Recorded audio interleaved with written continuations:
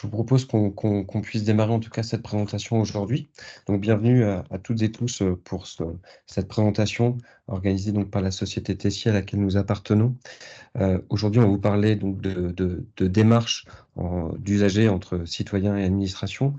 Comment apporter en fait de la confiance, de la sécurité et simplifier les démarches des usagers dans un contexte dématérialisé. J'ai le plaisir aujourd'hui d'être en présentation avec Éric Danet, qui est juste à côté de moi. Bonjour. Bonjour. On va vous parler donc de l'ensemble de nos solutions, en tout cas de confiance, dans un contexte d'échange avec les usagers. Et ce que je vous propose, dans un tout premier temps, c'est de commencer par une première statistique permettant de remettre et replacer le sujet dans son contexte. Alors juste en Juste une- amont, en tout cas, de cette première stat, ce qu'on vous propose, c'est de vous faire une présentation pendant une première partie d'une trentaine de minutes et on se laisse un temps de questions-réponses en fin de présentation. Vous pourrez nous adresser des questions par chat ou même par vocal. On activera vos micros si jamais vous souhaitez échanger sur des points particuliers. voilà. Et on va juste couper les caméras pour des raisons de bande passante, Exactement, pour oui. des bonnes Merci à vous. pratiques. Alors, on va commencer par une toute première stat qui permet de remettre les éléments dans le contexte. Aujourd'hui, il y a plus de 51% des organisations publiques qui ont été victimes d'une cyberattaque sur la période de 2023-2024. Donc, ça fait quand même plus d'une administration sur deux. On va prendre quelques exemples pour pouvoir bien placer les choses dans la réalité de ce qu'on vit. Récemment, il y a eu France Travail qui s'est fait hacker. Euh, il y a plus de 40 millions de données qui ont été volées à France Travail, des données personnelles des utilisateurs. Et un autre exemple aussi que j'ai en tête qui a été assez marquant, en tout cas dans la région nord de la France, en date récemment, février 2024, il y a le CHU d'Armentières qui a été piraté et il y a plus de 10 millions de données patients qui ont été volées. Donc aujourd'hui, euh, le hacking touche tout type d'organisation publique, que ce soit des administrations, des hôpitaux, des collectivités locales, des mairies, et on ne s'attaque pas forcément aux plus hautes instances de l'État. Les hackers, les cyberattaquants essaient de rentrer par toutes les portes possibles et inimaginables euh, auprès des administrations. Euh, Quelles sont les conséquences, en tout cas, de ces attaques? Euh, Il y en a tout un certain nombre. On a essayé de les lister, en tout cas, par ordre d'importance. Donc, on pense souvent aux pertes financières. Finalement, la perte financière n'est pas le premier vecteur, en tout cas, les premières conséquences, en tout cas, de ces cyberattaques.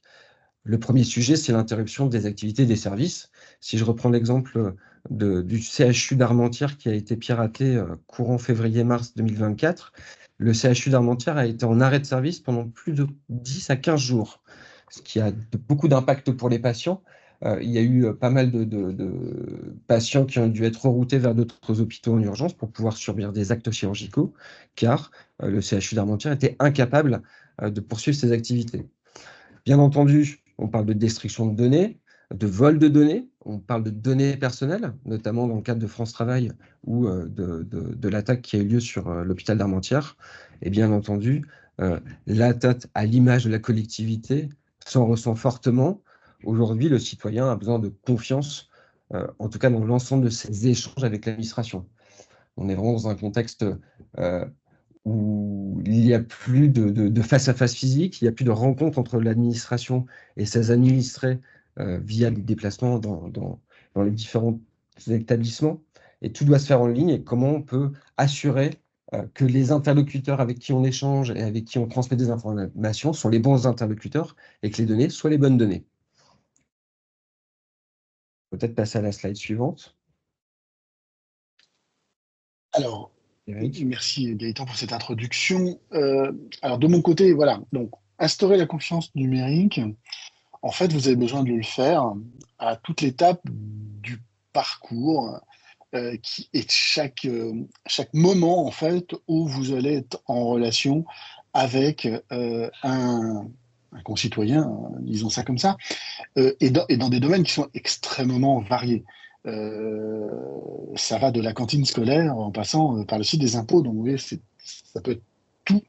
Mais globalement, apporter la confiance numérique lorsque vous allez traiter des informations et des personnes à distance, vous allez avoir plusieurs étapes. Alors justement, l'objectif de cette présentation, c'est qu'on va détailler un peu chacun de ces étapes de la mise en relation, c'est-à-dire du moment où le citoyen, par exemple, va se connecter à un site web, jusqu'après toute la partie en fait autour de la notion d'identité, vérification de l'identité pour s'assurer que c'est bien la bonne personne qui veut accéder au service ou avoir accès à voilà, une prestation, etc. Tout ce qui va toucher effectivement ensuite autour de la signature électronique hein, pour réaliser tout type d'actes dématérialisés qui auront une valeur légale à distance. La sécurité des données, on parlera à cette occasion par exemple des échanges sécurisés d'emails. Et puis globalement, la dernière étape, enfin qui n'est pas en soi une dernière étape puisqu'elle peut exister en elle-même à tous les niveaux, ça va correspondre à la conservation de tous les documents numériques qu'on aura manipulés pour garder la valeur probatoire de ces documents aussi longtemps que nécessaire pour que tout à chacun puisse se faire valoir ses droits. Donc on va rentrer un petit peu dans le détail. Et la première des choses qui est importante à voir ensemble, c'est avec qui je dois travailler.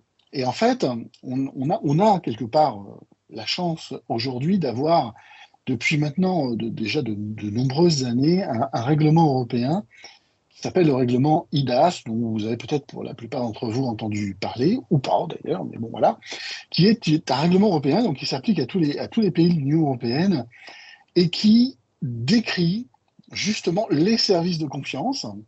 Alors, c'était essentiellement tourné autour de l'identité dans le premier, puis la signature électronique. Mais parmi toutes les choses qui existaient dans ce règlement, vous aviez la définition des tiers de confiance. C'est-à-dire de dire, ben voilà, dans chaque pays de l'Union européenne, des opérateurs privés vont pouvoir devenir tiers de confiance, vont pouvoir proposer des services de confiance et ils auront été qualifiés par une instance locale. En France, c'est l'ANSSI, l'Agence nationale de la sécurité des systèmes d'information, qui, en fait, va donner des qualifications à ces différents tiers de confiance qui vont proposer ces services. C'est très important, en fait, de passer par un tiers de confiance qualifié, parce qu'en fait, vous pouvez vous déclarer du tiers de confiance, mais ce qui est intéressant, c'est que vous ayez la qualification du tiers de confiance, puisque vous avez une garantie de l'organisme qui est l'ANSSI, que vous remplissez bien toutes les conditions nécessaires. Et l'objectif, c'est très simple, c'est de garantir la conformité, la valeur juridique des services qui sont fournis. Et il y a de plus en plus de services qui sont fournis. D'ailleurs, il y a un nouveau règlement, c'est pas l'objet de la discussion ici, mais il y a une nouvelle version du règlement IDAS qui s'appelle V2, qui est sorti il y a 2 mois maintenant et qui va s'imposer à tous, qui ajoute encore de nouveaux services. Toujours plus utiles, qui apportent toujours plus de précision et qui va apporter, alors c'est le grand sujet majeur, des nouvelles fonctionnalités autour d'un portefeuille d'identité européenne.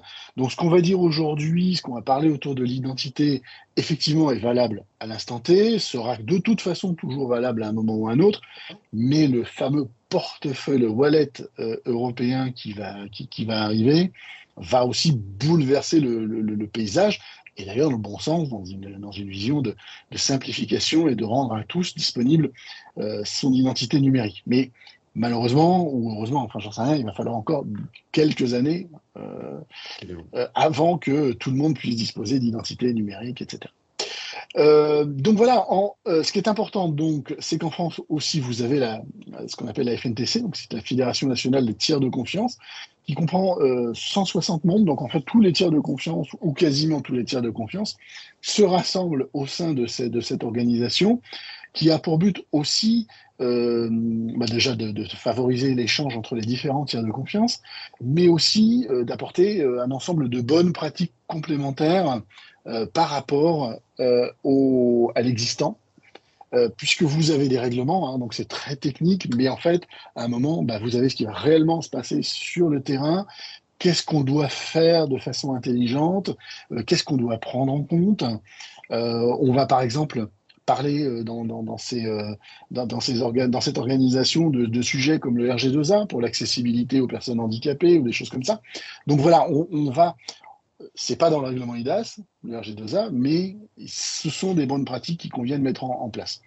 Donc voilà, il est important pour vous de recourir à un tiers de confiance souverain, qui maîtrise globalement ces systèmes. Après, le règlement européen en lui-même permet d'utiliser des tiers de confiance qui sont européens. Donc vous pouvez utiliser des tiers de confiance. Vous n'êtes pas, non seulement vous n'êtes pas obligé de prendre un tiers de confiance français, mais vous ne pouvez pas imposer un tiers de confiance français. Il faut être très clair, puisque tout tiers de confiance européen peut potentiellement participer et proposer des services de confiance et vous faire appel à ces tiers. En tout cas, c'est une clause que vous ne pouvez pas imposer.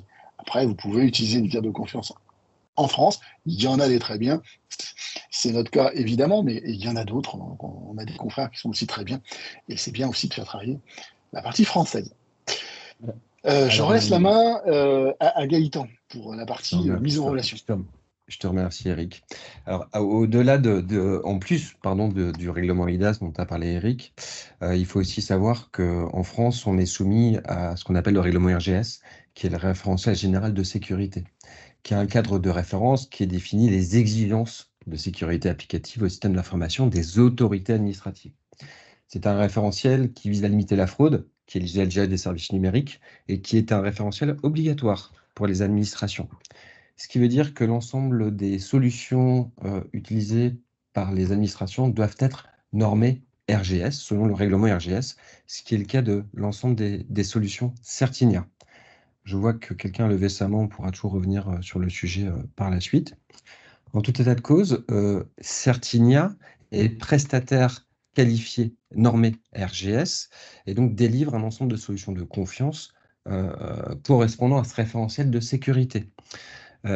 Typiquement, là, on est dans la première phase, c'est j'ai un citoyen qui va se connecter à une administration pour effectuer des démarches. La première question que le citoyen va se poser, c'est est-ce que je suis connecté au bon site? Parce que c'est sur un site sur lequel je vais transférer des informations qui sont souvent des données personnelles, donc des données sensibles. Il faut que je le fasse en toute confiance. Pour cela, nous mettons à disposition ce qu'on appelle des certificats SSL, qui sont des cartes d'identité du site Internet et qui permettent à un internaute, lorsqu'il se connecte sur un site web de l'administration publique française, d'être certain qu'il soit connecté sur le bon site, sur lequel il pourra échanger des informations de manière sécurisée et avoir une confidentialité des échanges, car les échanges avec un certificat SSL sont chiffrés. Quelques exemples en tête pour vous remettre un petit peu dans le contexte, en tout cas, de ces sujets et où Certinia intervient. Nous protégeons tous les sites pratiquement de l'administration française. J'ai quelques exemples à vous mettre en exergue. Ça peut être par exemple le site de l'Élysée, le site de la NTS, le site des impôts que tout le monde connaît et que tout le monde utilise ces dernières semaines, mais aussi très récemment, un site internet qui permet aux Parisiens dans une zone de Jeux Olympiques de pouvoir obtenir un QR code qui s'appelle le site passe-jeux.gouv.fr. Si vous vous rendez sur le site internet et que vous cliquez sur le petit cadenas sur la barre d'URL de votre navigateur, vous pourrez vérifier que ce site est protégé par un certificat SSL Certinia. Alors, la caractéristique des certificats SSL Certinia normés RGS, c'est que quand on délivre ce type de certificat, on fait un ensemble de vérifications qui nous permettent de nous assurer que le propriétaire du site est le bon propriétaire. Et donc que l'administration publique est bien derrière propriétaire du site A, X ou Y. Voilà. On peut peut-être enchaîner sur la deuxième étape, en tout cas, la partie enrôlement. On va parler, voilà, merci. On va effectivement parler vérification d'identité. Alors, c'est un sujet extrêmement complexe, la vérification d'identité. Donc, l'objectif ici de ce webinaire n'est pas de parler de tous les sujets de vérification d'identité, mais de vous donner globalement les bases. Et je vais, très clair, je vais simplifier certaines notions, certains sujets. Je vais passer certains sujets, sinon ça nous prendrait beaucoup plus de temps. Donc, ne m'en veuillez pas. C'est volontaire, on ne peut pas aller plus loin, on ne peut pas aller trop loin, sinon on n'aurait pas le temps de tout faire. Et c'est des sujets encore complexes. L'identité reste un sujet complexe. L'objectif ici, hein, c'est clair, principalement, c'est de pouvoir identifier une personne au milieu d'une population et puis vérifier un certain nombre d'attributs liés à cette personne. Alors, vous avez des choses que vous connaissez très bien, hein, qui sont des versions, enfin, qui est la délivrance d'une carte d'identité, comme son nom l'indique, c'est l'identité, donc ça se fait en mairie, là, ça se fait en physique pour des raisons assez évidentes liées à des face-à-face de vérification, de fraude hein, aussi, évidemment, mais on peut aujourd'hui arriver à faire de la vérification d'identité en ligne avec différents niveaux. Identité qui permettra derrière à la personne, donc, soit simplement de prouver que c'est elle, hein, parce que je suis en train de réaliser un parcours, ou vous allez avoir un exemple tout à l'heure, où le seul besoin, c'est de m'assurer de l'identité de la personne, mais derrière, quand vous disposerez de l'identité, permettre à une personne de s'authentifier pour réaliser une opération sur un site, etc. Il y a déjà beaucoup de choses qui existent aujourd'hui. Hein. Je pense que la plupart d'entre vous ont déjà entendu parler de sujets comme France Connect. Là, on a évidemment ce type de fournisseur d'identité, mais là, on va parler aussi simplement de j'ai un citoyen, je veux juste m'assurer que c'est lui. Il n'a pas forcément France Connect, il ne sait pas forcément comment ça marche, c'est juste une pièce d'identité. Et on va pouvoir faire ce qui va bien. Donc, en gros, pour faire ça, on peut proposer plusieurs parcours de vérification d'identité qui vont être plus ou moins complexes selon, selon ce qu'on veut atteindre et le niveau qu'on veut atteindre. Le niveau que je qualifierais entre guillemets le plus bas, c'est juste ce qu'on appelle un contrôle, un capture documentaire. C'est-à-dire que vous avez une personne, vous voulez vous assurer qu'elle est capable de produire un document d'identité et donc de regarder ce document d'identité, extraire des données. Mais voilà, le risque là aussi de fraude est relativement limité. Donc ça, c'est le niveau le plus simple que vous êtes en mesure de mettre en œuvre. Après, on va rentrer dans des niveaux qui vont être de plus en plus complexes. Et en tout cas, dont le niveau de vérification de l'identité va se complexifier. Alors, pas forcément en termes d'expérience d'utilisateur, mais enfin, en tout cas en termes de ce qu'on va vérifier. Deuxième niveau, qui est déjà un petit peu plus intéressant, c'est la vérification d'identité qu'on va qualifier en fait de simple, dont l'objectif en fait c'est oui, comme dans le cas numéro 1, je vais pouvoir télécharger une pièce d'identité. Je vais évidemment prendre les données qui sont dessus, je vais contrôler que tout va bien, mais en plus, je vais demander à une personne de réaliser un selfie. Et via ce selfie, en fait, je vais m'assurer que ça correspond bien à la photo qui correspond à la pièce d'identité. Et puis ça s'arrête à peu près là. Donc, on a déjà franchi une étape, parce que là, en plus de la pièce d'identité, je vais vouloir vérifier le selfie, enfin la tête de la personne. Voilà, pour dire ça comme ça. Mais je suis encore à un niveau où je ne vais pas jusqu'au bout du processus. Pourquoi je ne vais pas jusqu'au bout du processus? Parce qu'il manque encore deux éléments.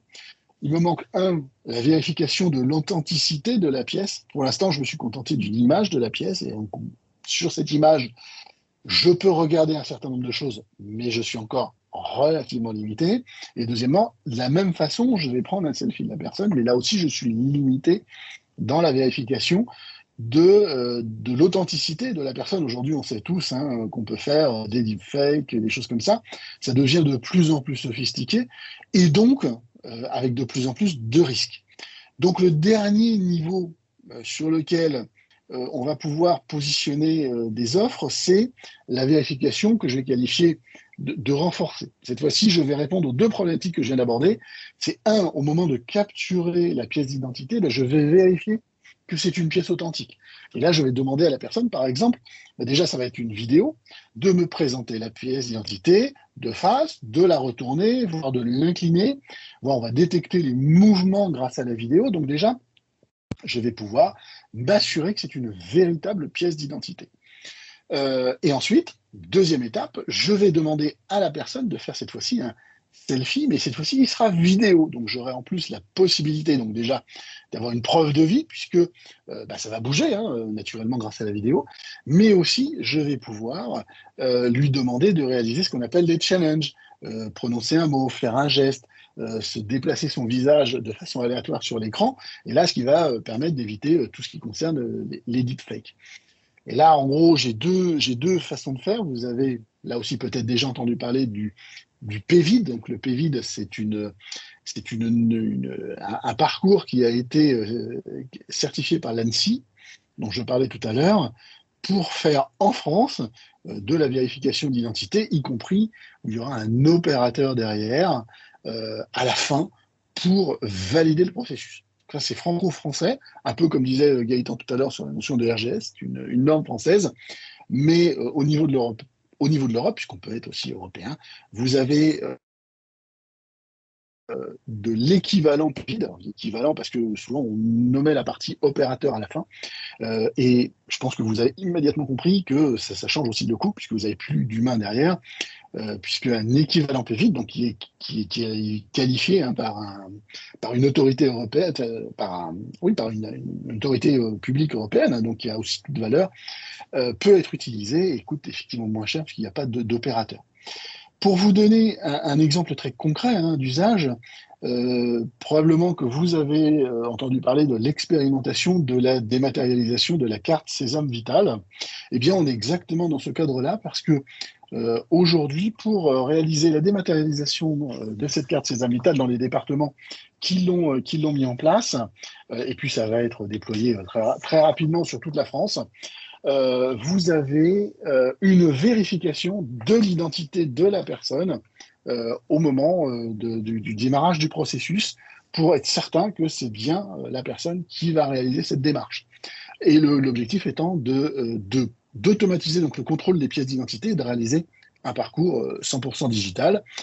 Et là, dans ce contexte-là, on va jusqu'à des opérateurs chez Tessie qui réalisent à la fin la validation. Donc on est dans un équivalent PVID, parce qu'il n'est pas certifié PVID, mais on est dans un équivalent PVID, des opérateurs qui vérifient à la fin la véracité du dossier, des pièces et de la personne qui a cherché à s'authentifier. Là, on vient de parler de la vérification de l'identité pour obtenir une identité, où là, on parlait d'une carte vitale dématérialisée.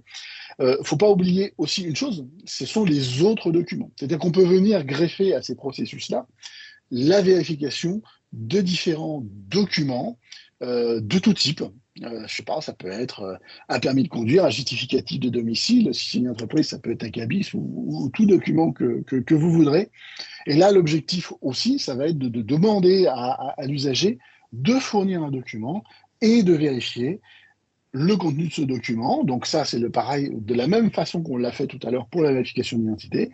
Vous avez un niveau, on va appeler nous reconnu, c'est-à-dire que on va lire le document, extraire des données, dire quel est le type de document. On a trouvé que c'était un justificatif de domicile ou des choses comme ça, ou que c'était un cabis, ou j'en sais rien. Voilà. Donc on qualifie le type de document, on extrait les données, et ça s'arrête là. Puis après, on va là aussi monter selon les risques justement de fraude sur les différents niveaux.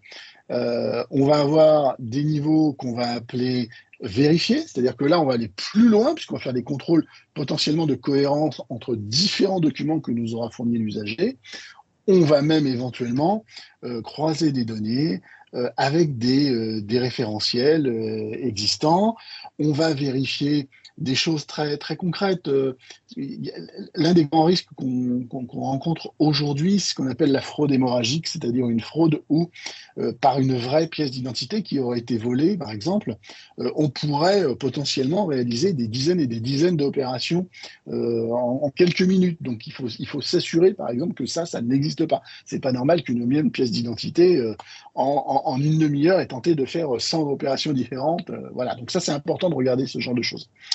Et puis le dernier niveau, là, on va aller au plus loin, c'est-à-dire qu'on va aller faire ce qu'on appelle le niveau authentifié, où là, cette fois-ci, on va aller faire très, très fort, puisqu'on va aller vérifier les services qui existent et les sources qui existent qui vont nous confirmer qu'un document est bien toujours valable, qu'il n'y a pas eu de déclaration, de perte, de vol, de tout ce que vous voulez. Donc on va aller vérifier à la source sur des services qui peuvent être régaliens ou non régaliens, hein. Ça peut être des services privés, même des fois, ça peut, même si c'est des délégations de l'État, mais pour aller vérifier effectivement que le niveau du document est au plus haut, puisqu'il n'est pas inscrit dans une base de données. Et puis là aussi, on complète, un peu comme dans le cas précédent, par des opérateurs lorsque c'est nécessaire pour contrôler. Étape suivante, même si voilà, c'est pas forcément dans l'ordre, comme je le disais tout à l'heure, au niveau des étapes, tout ce qui va toucher à la signature électronique et à l'eurodatage. Alors ça, c'est très intéressant. Je pense là aussi que la plupart d'entre vous savent ce que c'est que de la signature électronique. L'objectif de la signature électronique, c'est de pouvoir signer un document en garantissant deux choses. Bon, puisqu'il est dématérialisé, il faut garantir qu'il est intègre, c'est-à-dire que le document n'a pas été modifié depuis la réalisation de cette signature. Et deuxièmement, on est toujours sur un problème d'identité, garantir l'identité du signataire. Et donc c'est très lié avec tout ce qu'on vient de se dire avant, puisque garantir l'intégrité du document, globalement, on va le faire avec la partie de gauche, c'est-à-dire la partie eurodatage qualifié, mais ça ne sert pas qu'à ça. Mais entre autres, ça va nous permettre de faire ça, je vais en parler après. Mais revérifier l'identité du signataire, on revient très exactement à ce qu'on vient de se dire dans les éléments précédents. Et selon effectivement les niveaux de l'identité du signataire, on retrouve globalement toujours les trois mêmes niveaux. Je vais avoir un niveau simple ou d'identité relativement déclarative, et c'est juste parce qu'on m'a donné des informations, mais j'en sais pas plus. Avancé, là je vais vérifier l'identité, une pièce d'identité, je vais pouvoir éventuellement faire un selfie, etc. De la même façon, jusqu'au niveau le plus avancé de la signature, qui est la signature qualifiée, qui elle, là effectivement, va me garantir de façon certaine que la personne dont j'ai vérifié l'identité, c'est bien elle, et donc que je peux réaliser le plus haut niveau de signature électronique possible. Bon, les cas d'usage, vous les connaissez tous, hein, ce sont des documents, des contrats. On pensait même à des mandats CEPA. Vous pouvez signer, grâce à ça, des prélèvements pour la cantine de vos enfants ou des choses comme ça. Et puis pour la partie donc eurodatage qualifié, ça c'était quelque chose qu'on retrouve dans la signature, hein, c'est une partie de la signature électronique, mais l'eurodatage qualifié, c'est apposer une date et une heure certaine sur un document. Ça va permettre lorsque vous avez besoin ou il y a une action en justice, de prouver que le document a été signé, existait à une heure et une date donnée. Typiquement, en France, si on parle de l'État, le journal officiel est eurodaté de façon qualifiée tous les jours, parce qu'on doit pouvoir prouver que c'était bien le journal officiel et l'heure à laquelle, puisque les conséquences juridiques existent, l'heure à laquelle le document a été eurodaté. Ça existe tout pour tout ce qui est aussi propriété intellectuelle. Alors vous, ça ne vous concerne pas, mais voilà, c'est pour vous dire que ça sert à ça. Devant la justice, l'eurodatage qualifié est non réfutable et non contestable juridiquement. Donc voilà, sur cette partie, signature et eurodatage. Je relaisse la main à Gaëtan. Eric. Merci Eric. Donc on a pu parler depuis le début de cette présentation de mise en relation et comment sécuriser cette mise en relation, l'identification en tout cas des citoyens et de leurs administrations et donc sécuriser les interlocuteurs. On a parlé de sécurisation aussi des paramètres de souscription, donc de tous les éléments constitutifs en tout cas d'un contrat ou d'une souscription entre un administré et son administration. Et dans les éléments de sécurité, il y a toute la partie de la vie courante de l'administration, dans tous les échanges qui peuvent avoir lieu entre les différentes personnes au sein même d'une administration. Et c'est là finalement que le vecteur d'attaque est le plus important. On connaît tous les attaques par email, notamment les attaques de phishing. Aujourd'hui, il existe beaucoup de solutions qui nous permettent de sécuriser ces éléments, notamment des certificats qui permettent de faire de la signature d'email, donc qui permettent d'assurer l'intégrité d'un contenu qui est échangé par mail. Donc, il n'y a pas de modification du contenu, mais aussi qui permettent de s'assurer qui est l'émetteur du mail. On s'aperçoit bien souvent qu'il y a beaucoup d'usurpations, en tout cas sur les adresses email. On a tous tendance à recevoir beaucoup de messages, où des fois on peut cliquer par inadvertance sur un mail qui nous aurait été adressé par une personne qu'on croit connaître en lisant juste l'adresse d'envoi de l'expéditeur. On clique sur un lien et parfois on peut arriver sur un site malveillant. Donc la signature d'email, par exemple, permet de s'assurer de l'émetteur, qui est l'émetteur avec certitude, mais aussi que le contenu, en tout cas, qui a été transité par mail, n'a pas été modifié, tronqué ou corrompu. Il existe aussi d'autres types de solutions qui permettent de sécuriser les échanges entre serveurs. Vous connaissez tous la plateforme Chorus, Chorus qui permet à toute entreprise de déposer un ensemble de factures quand elle est en contractualisation avec l'administration. Ces dépôts sur Chorus peuvent se faire via des signatures électroniques et des authentifications certaines de ces entités qui vont s'équiper de cartes d'identité électroniques permettant d'identifier leur organisation et leur permettant de communiquer de façon sécurisée avec des plateformes de l'État telles que Chorus. On prenait l'exemple là, je prenais l'exemple de la DGAC qui est la Direction Générale de l'Aviation Civile, qui va sécuriser, elle, toutes les communications entre les différentes fours de contrôle présents sur le territoire français, avec des cartes d'identité électronique permettant à ces serveurs, ces machines, de communiquer entre elles de façon complètement sécurisée, transparente et chiffrée. J'ai un autre exemple en tête à vous mettre en exergue, en tout cas dans cette besoin de confiance et donc de sécurisation des données avec dans un contexte administratif. C'est toute la lutte contre la fraude documentaire. Dans bon nombre de constitutions de dossiers administratifs, le citoyen doit transmettre un ensemble de pièces. Des pièces justificatives, qui soient des justificatifs de domicile ou autres. Il faut savoir les analyser et vérifier que l'information qui est transmise par un citoyen est bien correcte. On utilise des technologies aujourd'hui qui sont des QR codes sécurisés, qu'on appelle des codes 2D, que vous pouvez retrouver sur un avis d'apposition, sur une attestation de justificatif de domicile d'un fournisseur d'énergie, qui se trouve aussi sur les nouvelles cartes d'identité nationale d'ailleurs. Et on l'a tous aussi vécu très récemment durant la crise sanitaire, où on était tous titulaires d'un pass qui nous permettait de se déplacer sur le territoire. Ce pass était issu d'un test PCR homogénique en France qui vous permettait de dire est-ce que vous étiez positif ou négatif au Covid et que vous permettait de circuler. Ce pass était sécurisé par un QR code permettant de vérifier que le citoyen en question était bien négatif au Covid et pouvait donc circuler librement sur le territoire. Toutes ces petites solutions sont des éléments qui s'imbriquent en fait sur l'ensemble du parcours entre une administration et ses citoyens et qui permettent d'amener de la confiance, de la sécurité, d'éviter la fraude et notamment la fraude documentaire. Merci Gaëtan, je reprends la main rapidement parce que je vois que le temps passe assez vite. Et puis je voudrais qu'on garde un peu de temps pour répondre à vos questions.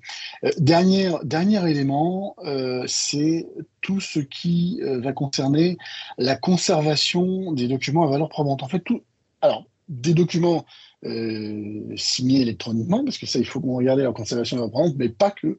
Aujourd'hui, effectivement, vous pouvez manipuler beaucoup de documents. Vous avez besoin de garder la traçabilité de ces documents. Enfin, vous avez besoin de les garder pour pouvoir prouver derrière un certain nombre de choses. Et donc, pour réaliser ça, on va le faire à travers un système d'archivage électronique à valeur probatoire. Donc, en fait, ce sont des solutions, c'est très normé en France et ailleurs, mais c'est très normé et vous allez pouvoir déposer dans des espaces tout type de documents, signés, pas signés, des PDF, des photos ou autres. Bien sûr en assurant tout l'aspect RGPD de l'ensemble, mais dans le but de pérenniser ces documents dans le temps, garder leur intégrité. Évidemment, la confidentialité de ces documents, tous les documents qui sont mis dans un système comme ça sont chiffrés, etc. Et puis, voilà, à tout moment, vous pouvez revenir chercher un dossier qui vous a permis d'attribuer quelque chose ou de réaliser un service avec toutes les pièces constitutives du dossier. C'est pas une gestion électronique de documents, c'est vraiment dans un esprit archivage à long terme de ce genre de choses. Et pour vous donner un exemple très, très concret, on travaille avec l'URSSAF pour stocker les documents de recouvrement des cotisations. Plus d'1 milliard de documents ainsi qui sont stockés. C'est très important de pouvoir garder leur valeur probante dans le temps.